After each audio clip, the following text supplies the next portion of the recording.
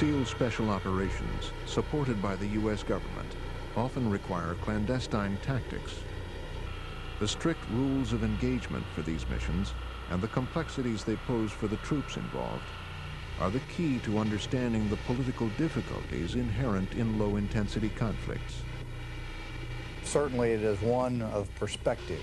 Doctrinal definitions of high intensity, mid intensity, and low intensity on the battlefield. But I would submit to you, if you're the soldier, sailor, airman, marine in the foxhole and they're shooting at you, it is high intensity.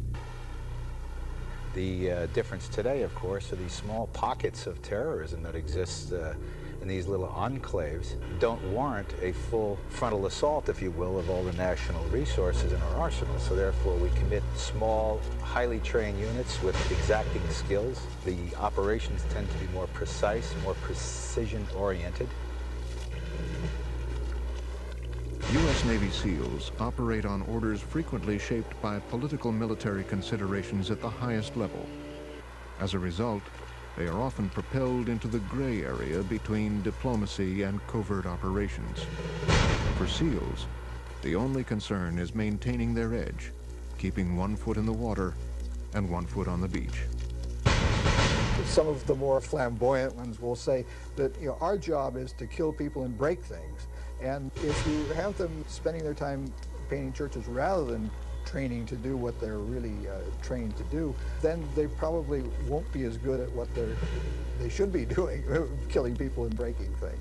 But that is the core of what being a SEAL is. Not an irresponsible slaughtering people or breaking things that, because you like to see things blow up, but doing this discipline in carrying out the military and foreign policy of the United States, doing what the president wants them to do. The thing that people like about what SEALs offer is also the thing that in its other manifestations they don't like, and that is that creativity, that independence that the junior people will show in how to deal with a problem. Where on the one hand, we are given a lot of credit for being creative and having special abilities, that independence also, some people will see that as these guys are loose cannons. We are very well disciplined, though it expresses itself in a different way than it does in the Marine Corps or in the Army. That individuality sometimes causes them to overamp in the civilian sector, but you got a racehorse here. You got a thoroughbred, if you will. And they require a little different handling. You got to rein them in a little bit more. But we don't want to rein them in so much we take that aggressiveness out of them. The way I put it to them is, gentlemen, you can be as aggressive as you want to as long as you maintain it at a professional level. So when you get out in the civilian sector, party as hard as you want. They play hard, we got to party hard. Well, that's fine. You can party hard. I want you to do that at a professional level. As long as you do it at a professional level, you'll never have any problem with the old Master Chief.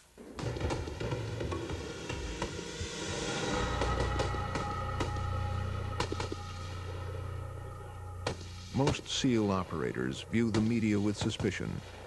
In the age of information, there is an inherent uneasiness between SEALs and anyone they suspect might reveal their mission capabilities to the outside world. Back of the building's clear! The best rumors started about SEAL Team have been started by people who were never in SEAL Team who tell people they are SEALs. Demo team in! The best stories that have ever come up are coming up from people who've never even met a SEAL, let alone had anything to do with SEAL Team. Most of us just go along with it and laugh, because, yeah, that's a good story. We can do that. The best way of putting it is, we're not that good. It's just everybody else sucks.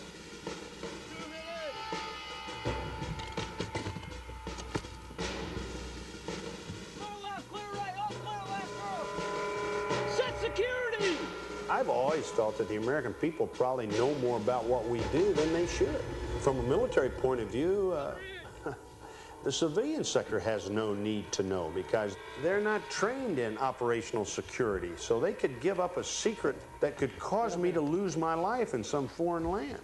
Now, with the evil empire being gone now, they say, well, everything's kind of not a problem anymore. Well, hey, if you believe that, I got some beachfront property in Arizona I'd like to sell you at a good price. Time on target!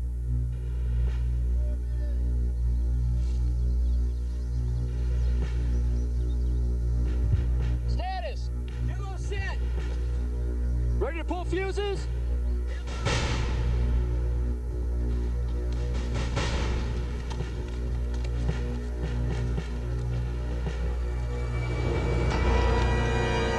Fuse ready. On my mark. 3, 2, 1, mark. I got smoke. The SEAL is committed to precision small unit operations, launching on short notice and in the dark of night. Dedicated to his purpose and the other men in his platoon, the killing ground can be anywhere, under an enemy ship, behind enemy lines, inside a hotel room, an airliner, or American embassy. What SEALs do and where SEALs go on real-world operations will remain classified, invisible to the outside world, and a ruthless surprise to their enemies.